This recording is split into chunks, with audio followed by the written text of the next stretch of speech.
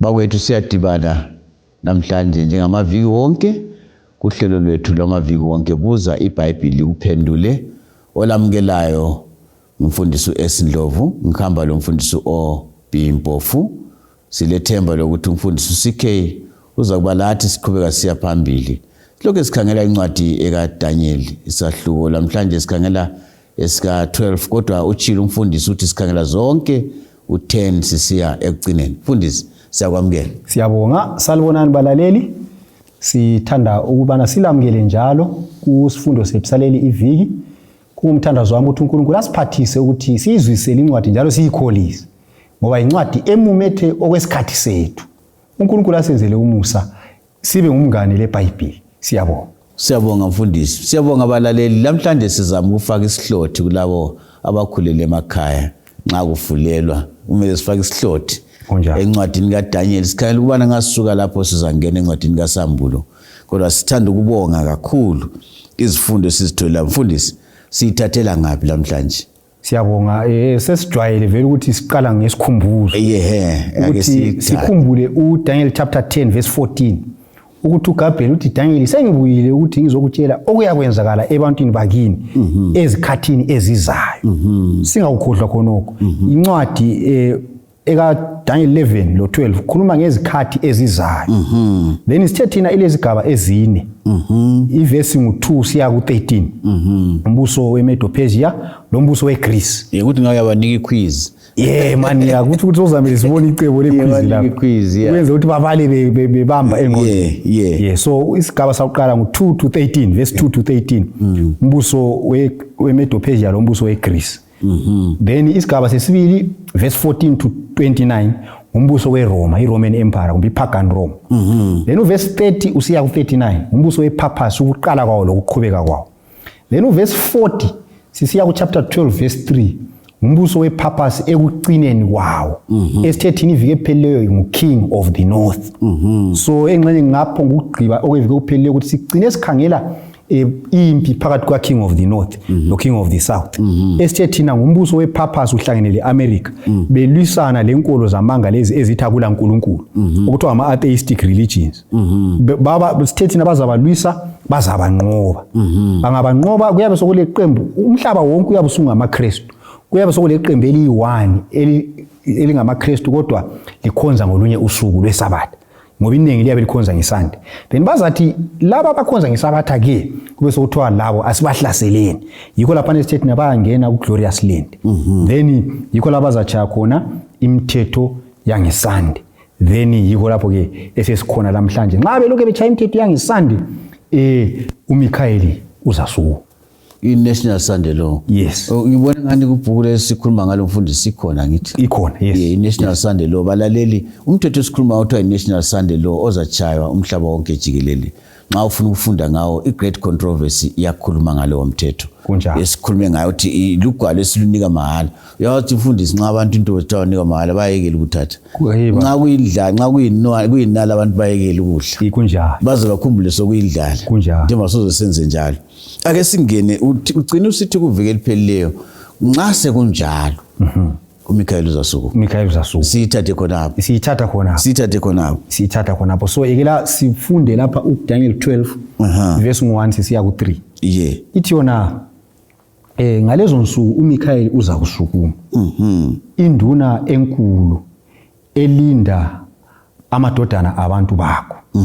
Kuzaba lesikhathi sokuhlupheka esingazake sibe khona selokho kwaba khona isizwe kuze kuyefika kuleso sikhathi njalo ngaleso sikhathi abantu bakho baza kukhululwa yilo lo ogama lakhe lilotshiwe encwadini yokuphila lalabo abalele ethulini lomhlabathi baza kuvuka abanye bevukela ukuphila okungapheliyo abanye bevukela ukuyangeka okungapheliyo labo abahlakaniphileyo baza kukhanya njengezinkanyezi zomkhathi njalo labo abadonsela abanengi ekulungeni njengezinkanyezi iphakade laphakade so lapha engcene singakufinga ngale indlela sigcinela phana sithi thina ipurpose izahlasela ezinye inkolo izinqobe.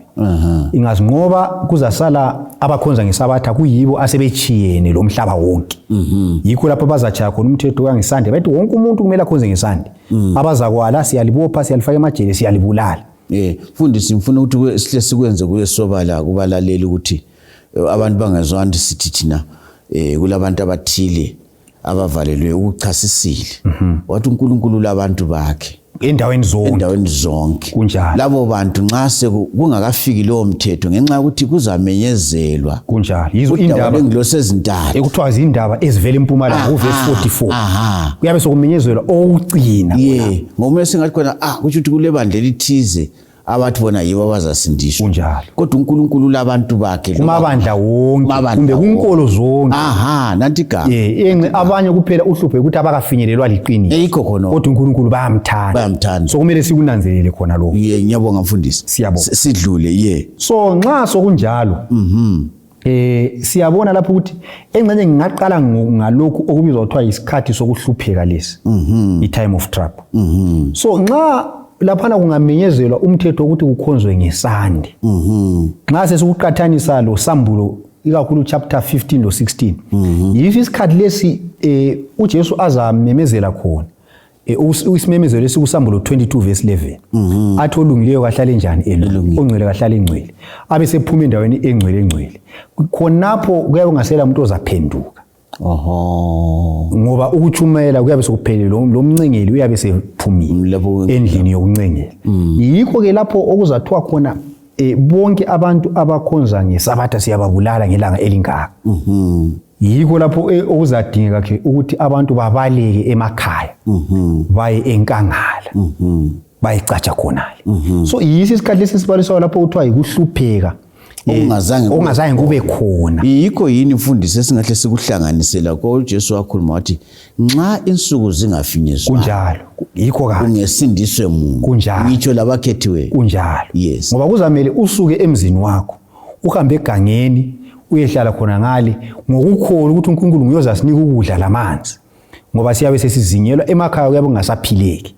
manje mfundisi sozenza besabethi angcono ngihle ngingabaleki sikhonapho sithi thina isikhathi leso uNkulunkulu uzasincedisa ukuthi sikwenelise khonokho lokuthi mfundisi engxaye kunye kumqoka abanye bathi isikhathi sikhulunywa abafundisi leso othi ngizabona khona ngale mina ngibona ngani into eqhakatheka kakhulu nxa sikhuluma ngezinto ezinje ukuthi uJesu abe ngumngani wethu khathesi ngezikhathi zokuthula lokuthi futhi awubalekeli ukuthi kumbe wesabani kodwa ubalekeli ukuthi wena ufuna ukulalela uJesu kunjalo nxa ukulalela uJesu usithi utufe uzimisela ukuthi ufe kunjalo anti kunjengesifungo esithathwa ngabantu nxa betshada kunjalo bathi bona sehlukaniswa ekufa kunjalo anti batsho njalo so ngibona ngazathi kumele kusukele khonapho kungabi into yokwesaba kunjalo ngoba siyakhumbula ukuthi bephuma eGibhithe kwakhona labana abaphonga uphuma besesaba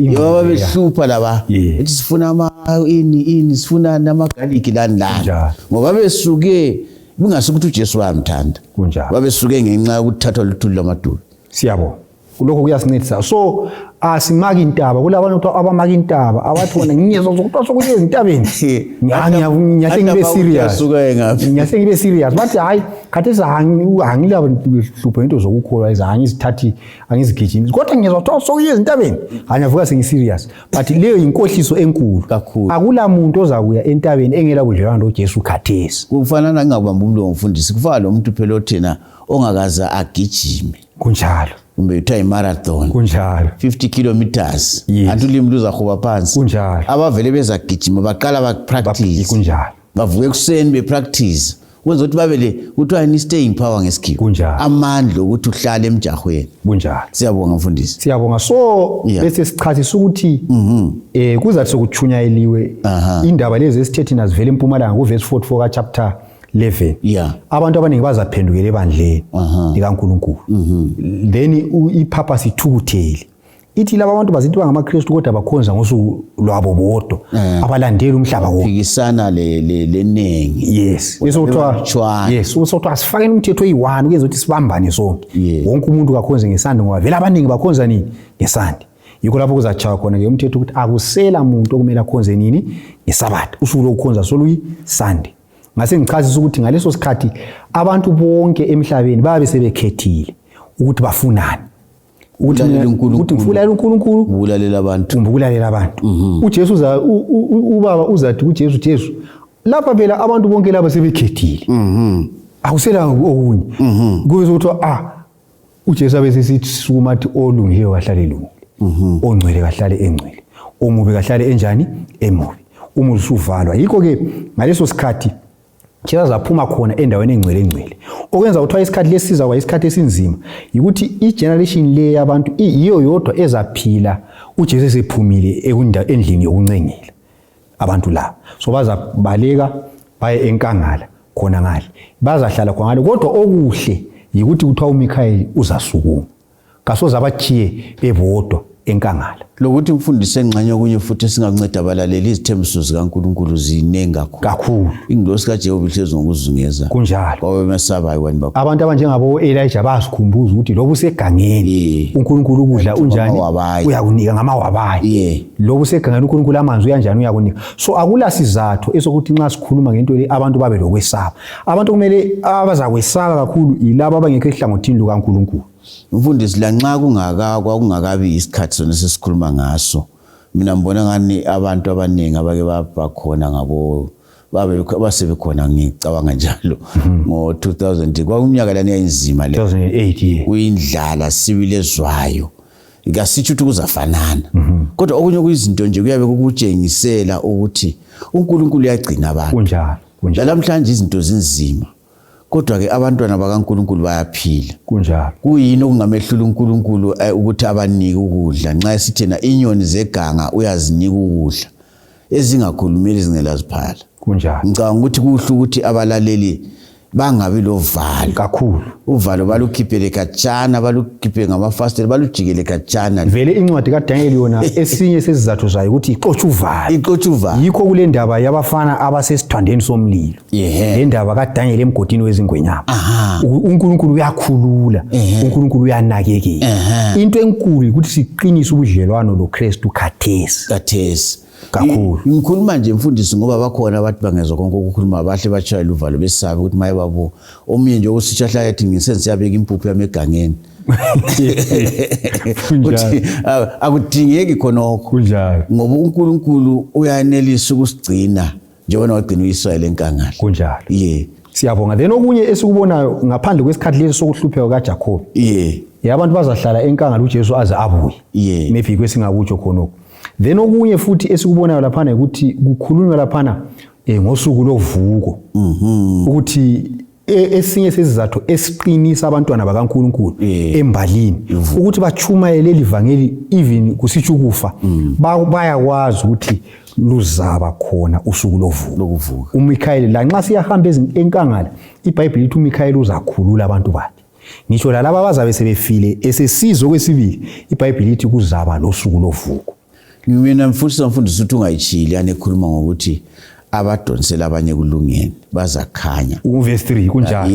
Kunjalo. Yona liyana iyasikhuthaza, ungathini ngayo? Siyabonga. So lapha sokukhulunywa ke ngezehlakalo futhi eziyakwenzakala ensukwini zokugcina. Engcenye abalaleli kumele bananzele futhi nxa kubalwa la izinto lezazilandelani ngikubiza ukuthi chronological order. Ngoba omunye sengathi kathi indaba zokukhulunywa ngokuvuka ngathi sokuhlangene, but uDaniel wayebhala engalandelisi ngechronological order. So iBhayibheli lapha ikhuluma kulento ezimbalwa eziyakwenzakala ezikhathini zokugcina lezi.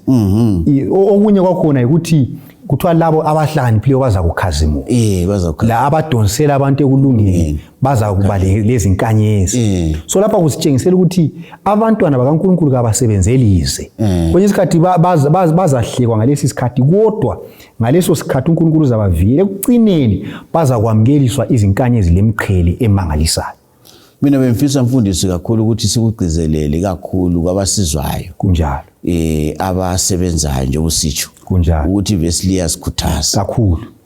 Akuvumi ukuthi umuntu athena uJesu ngiyamazi, lo wazi lamaqiniso mfundisi wachaza lapha, ohlezi phezulu kwawo kunjalo, engatshela umakhelwane wakhe mina ngibona ngazathi uyabe ngamzweli kakhulu ngoba nxa kulezi zinto ezinjalo ake ngithi mina uyazi ukuthi kule abantu bayasitshela abazi umkhathi kunjalo kunje sigqoka amajesi lamajazi lani basitshelile kunjalo ake ngithi wena uwazi umkhathi kodwa uzithulele makhona lokho ahambe ngela jesi umqando usumbulala uzakuzwa njani mina ngicabanga ukuthi khona lokho kuqhakathekile ikakhulu kulabo asazi lezi zinto kakhulu ukuthi kasingazivaleli phakathi kunjalo sibatshele abanye bethu ngothando kakhulu luka Jesu kakhulu lokuthi khona into le izafike ekucineni kunjalo kuphele nxa sokuthiwa khona sekuphele njalo sitsho umuntu engasindiswanga kuzaba buhlungu kakhulu kodwa kayekele iqiniso enjani elazi ngokuzikhethela kwakhe so iqhakathekile nale indaba ungabala futhi usiyaphambili zakutshela ukuthi ulwazi luza kwanda ulwazi lwezindaba zona lezi ezesiprofeti luza kwanda emhlabeni abantu bazagijima besiyalelali so kuqhakathekile ukuthi sibe lengxenye lapha ekudingeni ulwazi lokulwabelana labanye singasakhuluma kakhulu kuqhakathekile khonokho ngoba umuntu wonke ongumKristu ololwazi ulomlando is a duty, is not an option. Asonto ngayikhetha ukuthi ngiyenze kumbe ngingayenzi, yicommand nxa ngabe ngumlayo ukuthi nxa ulolwazi ulwabele abanye. Yikho lapho uNkulunkulu efaka izithembiso ukuthi abantu abahlakaniphile baza kukhazimula, baza kukhazimula nje izinkanyezi iphakade laphakade. Then sesikhulumile lapha ngokwanda kolwazi. Mfundisi ungakadluli ukwanda kolwazi, mina ngibona ngazathi ilokhuza isizukulwane sethu silomlando omkhulu kakhulu ngoba iBhayibhili lenxa ungekuyibali uyenesa ukulilalela kunjalo selikhona elilalelwayo nje ukuthi ulalele ama audio kunjalo uzathi sizathu ukuthi awula sizathu liyasakazwa emkhathini yonke indawo ngendlela ezitshiyeneyo, so kuyagcwalise ukuthi luza kwanda. Then okunye esifisa ukuthi engxenye sikuthinte laphana uGabriel lapha usingathi thina usefaka isingeniso sisale incwadi. Uyakhuluma laphana uthi Daniel vala lamazwi asibekele kuze kufike isikhathi sokucina. Abaningi bazawugijima bayelelale ulwazi luza kwanda. Then ungabala uDaniel abesithi ngakhangela kuverse 5 ngakhangela ngabona kulababili abamileyo ekhunjini lomfula omunye eme ngale komfula kwase kusithi wayegqoke impahla zelineni wayephezulu kwamanzi emfuleni. Kuza kuba nini ukuthi izimanga lezi zigcwaliseke?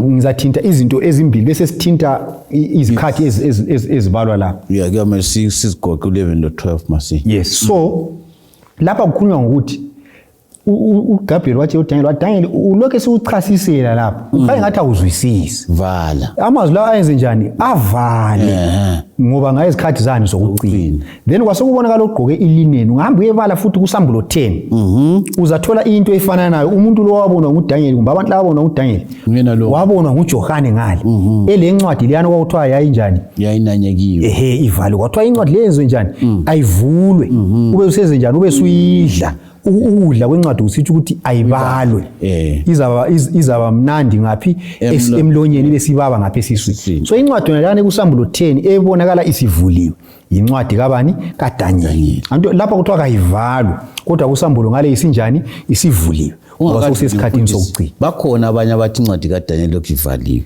uSambulo 10 uyasilamulela uyasincedisa ukuthi sibe kwathi incwadi kaDaniel isinjani sivuliwe khathesi yithi SP ezikhathini zokucina okwakukhulunywa ngathi la osokumele siyibale siyizwisise. So uSambulo 10 usincedisa sitshengisa ukuthi ayincwadi leyo ayisavalwanga khathesi isivuliwe. Then bese sisiya phambili lapha kulezi khathi ezimbili eziqanjwayo la engcenye ngiyekela ngithi ezintathu qalisele kuverse ngu7 ngicela ukuyibala ngesikhiwo. Ithi yona then I heard the man clothed in linen who was above the waters of the river when he held his right hand and his left hand to heaven and saw by him who lives forever that it shall be for a times and half a time, and when the power of the holy people has been completely shattered, all these things shall be finished. Lapha yikho ke kukhulunywa lapha ngesikhathi okuthiwa times and half a time. Sike sasichasise emuva ukuthi simele i3.5 years. Kodwa lapha uyakhuluma uthi yena kungadlula leso sikhathi times and half a time lezi zinto zizakwenziwa njani? Zizagcwaliseka. So lesiyenza mfundisi ukuthi iBible study ngesikhiwa. Kakhulu. Kuyacutshungulwa. Kakhulu. Yeah. So uthi yena times and half time ingadlula kuza kugcwaliseka. Sike sayichasisa le times and half time ukuthi is 1260 days. Ekhuluma ngesikhathi sedark ages 588 to 1798. So lapha kodwa kulento eqhathekile uma siyibambe la. Ithi yona kungadlula isikhathi lesi kuthi kungadlula isikhathi ese times and half time. Yikho lapho esizakwazi khona into lezi sezizagcwaliseka. So kusitshelani ukuthi nxa sifuna ukuba kwazi ukuthi time of the end inini kumele simake lapho kuphela khona times and half time, which is 1798. So nxa sokuphilwa ngapha kwa 1798 sesiphila esikhathini sokuphela okuthiwa times of the end. Yikho lapho kumele into lezi zenze njani zigcwaliseke khona eseziselelezi ngapha kwa 1798. Yes, yiso isikhathi okuthiwa the time of the end. Mbona ngathi kade ngifuna sikudobhe lapha ku verse 7. Yeah. Sesingagoqela yini ukuthi ngamafitshane uchapter 11 no 12 kuyini singakubamba? Mhlawumbe engcenye singaqala ngokuchasisela abalaleli kulezi khathi ezimbili la. I1290 days, 1290 days. Le 1335 days. Bese siyiphetha indaba yethu. Ungabala laphana. Ithi yona uverse 11. And from the time that the daily sacrifice is taken away and the abomination of desolation is set up, there shall be 1290 days. So lapha sokhulunywa ngesinye isikhathi lapha 1290 days. Ngamafitshane 1290 days lezi yisikhathi futhi esikhuluma ngokuthi ngokusungulwa kombuso wePapas. Kumbe yithi mina umbuso weRoma ngobeka ngaleyo ndlela. Ungahamba embalini uzathola ukuthi kulezinto ezimbili okwakumele zenzakale iPapas ingakatholi amandla agcweleyo. Okwakuqala kwakumele baqale banqobe imbuso engakholwayo. Ungakubala eBhayibhelini imbuso engakholwayo leyi imbuso leyana engu7 phakathi kwengu10. Anti kule mbuso leyana engu10 esikhulume ngayo impondo ezingu10. So ungakhangela kulesikhathi esiqhathekileyo embalini yeBhayibheli lapho imbuso leyana eyavuma khona ukwamukela iKristu. Abantu eBritain laseFrance. Lapho basayina khona isivumelwano lenkosi okuthiwa nguClovis. Basayina isivumelwano sokuthi sebengavumela iKristu. So khona okwenzakala nini? Kwenzakala ngo508 AD. Ngaleso sikhathi amazwe ayengakholwa akholwa. So ngezinye indlela esingathina ngama-pagan forces bavuma i-religion yePapas ngo508 AD. So sithi ukuthi iPapas yaqalisa ukuba lamandla ngokunqoba amazwe angakholwayo. Kwenzakala nini khona kwagcwaliseka ngo508 lapho abasayina khona isivumelwano loClovis inkosi yabantu okuthiwa ngama-Franks. So kusitsho ukuthi 508 becomes an important date kusiprofeti. Yikho ke lapho kuqalisa khona isikhathi lesi okuthiwa 1290 days. Abalaleli bayakhumbula ukuthi sathi ilanga elilodwa limelele umnyaka. So ngathathi 1290 days lezi ziqalise ngo508 ziyahamba ziyefika ku1798. Kusitsho ukuthini? Kusitsho ukuthi i1290 days lezi ziqalisa ngomnyaka iPapas eyanqoba khona amazwe angakholwayo. Sikubambe khona. Then bese kusiza i1260 days sike sayithinta. 1260 iqalisa ngo538. Yindaba iqalisa ngo538. Yikho lapho iPapas eyanqoba khona amazwe angamaKristu. Sakhuluma ngempondo ezingu3 ezasishunwa luphondo oluncane okuthiwa ngamaHeruli lamaVandals lamaOstrogos. Lawa amazwe omathathu la hayi ngamaKristu kodwa isikristu sabo sasibizwa ukuthiwa iArianism. Babengakholi ukuthi uJesu uNkulunkulu. Yibaba besithi hawu uJesu wazalwa wapronyotwa waba ngumuntu nje olungileyo. So lawa amazwe omathathu anqotshwa ngo538. So ngo538 iPapas yanqoba ama-Christian forces. Yikho oqalisa khona i1260 days. Alright. Ngo508 banqoba ama-pagan forces. Yikho lapho oqalisa khona i1290 days. Then okucina i1335 ekuverse 12 1335 days. Ungayibala kuhle lapho ithi yona blessed is he who waits and comes to 1335 days. ubusisiwe lo ozaphila kuze kufike leso sikhathi. So i1335 days ziqalisa ngo508 lazo. Zona kodwa ziyaphela ngo1844. Lapho uJesu asuka khona endaweni enjani engcwele esiyangena endaweni enjani engcwele. Yikho lapho kuthiwa ubusisiwe ozaphila ngaleso sikhathi ngoba ngumuntu ophila uJesu esesenza umsebenzi wakhe wokusincengela okugcina umusa ungakavalwa. So ngamafitshane sithi thina i1290 days le 1335 ziqalisa ngo508 AD. Siyabonga mfundisi. Somele sifake isihlothi. Siyabonga. Isihlothi khonapho ku11 no12 nje ngiyabona ukuthi siyafakeka. Siyabonga. So sifaka isihlothi ngokuthi sithi thina uchapter 11 kaDaniel uyasivezela ukuthi uThixo wazi imbali yonke. uThixo uyanaka ngempilo yethu yansuku zonke. uThixo nguye ngumlawuli wembali yomhlaba wazi konke. Ngitsho lokwenzakala emakhaya ethu lokwenzakala kithi munye ngamunye wethu uyayazi imbali. Ekucineni uMikhayeli uza kusukuma nguye oza kubusa. Ngikela ngicine ngokuthi incwadi kaDaniel incwadi ekhuluma ngoJesu. uDaniel chapter 2 ubizwa njengelitshe elingaqetshulwa isandla somuntu oza kudiliza yonke imibuso yomhlaba abuse. Ku chapter 3 ubonakala njengendoda yesine ekhululayo abantu. Ku chapter 7 ubonakala njengendodana yomuntu ongoyahlulelayo lobusayo. Ku chapter 8 ubonakala njengenduna yebutho, induna yezinduna uyalwela abantu abakhe. Ku chapter 9 ubonakala njengomesaya, umesaya osindisayo. Then ku chapter 10 simbonile eyindoda egqoke ezelineni, sambona enguMikhayeli olwela abantu abakhe ebanqobela. Ku chapter 11 kuthiwa inkosi yesivumelwano. Then ku chapter 12 nguMikhayeli oza kusukuma akhulule abantu bakhe. Mfundisi siyabonga. Akula indlela engcono balaleli esingayiphetha ngayo incwadi kaDaniel. Ngilethemba lokuthi liphathisekile. Qhubeke sifunda sisiya phambili.